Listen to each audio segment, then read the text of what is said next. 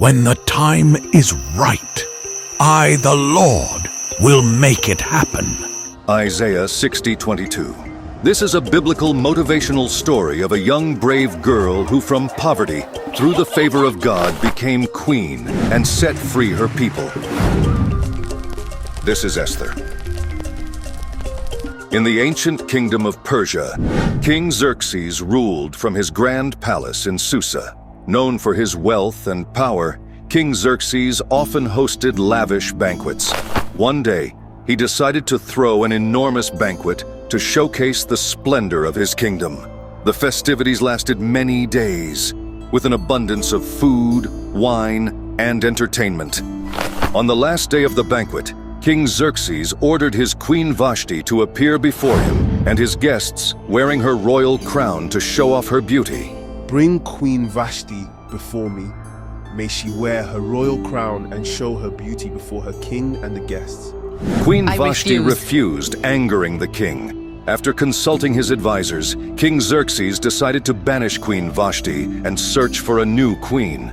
A decree was sent out across the kingdom, inviting young women to the palace to be considered for the role. Among them was Esther, a Jewish orphan raised by her cousin Mordecai. Esther was beautiful and kind, and she found favor with Haggai, the king's eunuch in charge of the harem. He provided her with the best cosmetics, food, and 7 maids from the palace. Esther kept her Jewish identity a secret, as Mordecai had advised. Each woman underwent a year of beauty treatments before being presented to the king. When it was Esther's turn, she only asked for what Haggai suggested, showing her humility and wisdom. King Xerxes was captivated by Esther's beauty and chose her to be his queen, unaware of her true identity. To celebrate, he held a great banquet in Esther's honor and declared a holiday throughout the empire.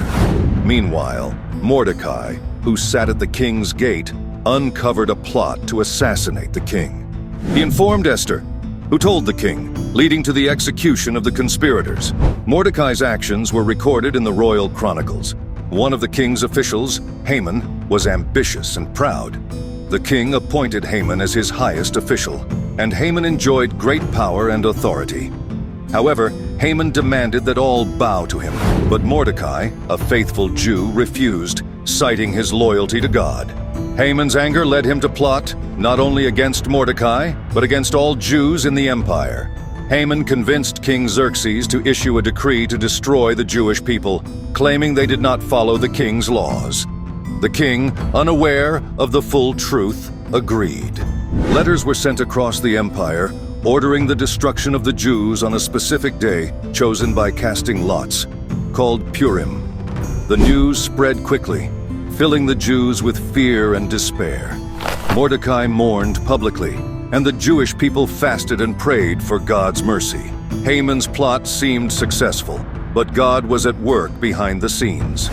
Queen Esther, upon learning of Mordecai's distress, sent him clothes, but he refused and urged her to plead with the king for their people's lives. Though hesitant, Esther resolved to act, asking the Jews to fast for her. On the 3rd day, Esther dressed in her royal robes and approached the king, who welcomed her. She invited the king and Haman to a banquet. At the banquet, the king asked Esther her request, and she invited them to another banquet the next day. Meanwhile, Haman, filled with pride, was enraged by Mordecai's defiance and plotted to have him executed. That night, the king couldn't sleep and had the royal chronicles read to him, discovering Mordecai's earlier act of loyalty. The king decided to honor Mordecai. When Haman arrived to request Mordecai's execution, the king asked Haman how to honor someone special. Thinking the honor was for himself, Haman suggested royal treatment. The king ordered Haman to do all he suggested for Mordecai. Haman had to lead Mordecai through the city, honoring him as the king's special subject. Afterward, Mordecai went back to the king's gate, while Haman rushed home in grief, telling his wife Zeresh and friends everything that had happened. His advisors and Zeresh said, "Since Mordecai is Jewish, your downfall has started, and you can't win against him. You will surely be ruined." While they were still talking, The king's eunuchs arrived to take Haman to the banquet Esther had prepared. So the king and Haman went to Queen Esther's banquet. On the second day, as they were drinking wine, the king asked Esther again, "What do you want? It will be given to you. What is your request? Even up to half the kingdom, it will be granted." Esther replied, "If I have found favor with you, your majesty, and if it pleases you, save my life. This is my request. Spare my people. This is my petition. We have been sold to be destroyed, killed, and wiped out. If we were only sold as slaves, I would not have bothered you. But this is too much." King Xerxes asked, "Who is he? Where is the man who has dared to do this?" Esther said, "An enemy and adversary. This vile Haman." Haman was terrified before the king and queen. The king got up in a rage, left his wine, and went into the palace garden. Haman, realizing the king had decided his fate, stayed behind to beg Queen Esther for his life. When the king returned from the garden to the banquet hall, he saw Haman falling on the couch where Esther was reclining. The king exclaimed, "Is he even going to molest the queen while she is with me in the house?" As soon as the words left the king's mouth, they covered Haman's face. Then Harbona, one of the eunuchs, said, "A pole reaching 50 cubits high stands by Haman's house. He set it up for Mordecai, who saved the king." The king said, "Impale him on it." So they impaled Haman on the pole he had set up for Mordecai. Then the king's anger subsided. That same day, King Xerxes gave Queen Esther the estate of Haman, the enemy of the Jews. Mordecai came into the king's presence because Esther told how they were related. The king gave Mordecai his signet ring, which he had taken back from Haman, and Esther put Mordecai in charge of Haman's estate.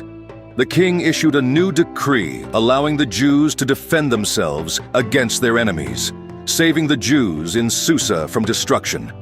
In the end, the Jewish people were saved, and Mordecai became a trusted advisor to King Xerxes. The Jews celebrated their deliverance with feasting and joy, and Mordecai established the festival of Purim to remember their victory. Esther's story is one of courage, faith, and divine providence. It shows that even in the darkest times, God is working for the good of His people. Esther's bravery in risking her life for her people inspires us to stand firm in our faith and trust in God's plan. Thanks for watching. Please subscribe, like, and share.